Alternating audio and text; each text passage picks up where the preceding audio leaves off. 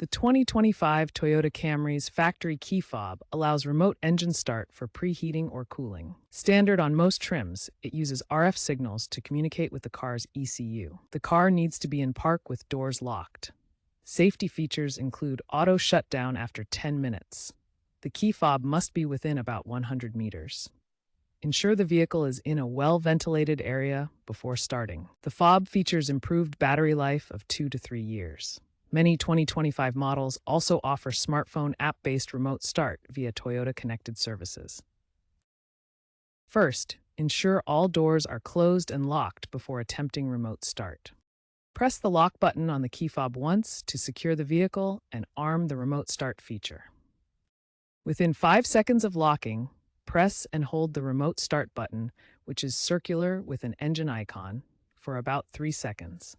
You'll hear a beep or see lights flash to confirm the start. The engine will run for up to 10 minutes.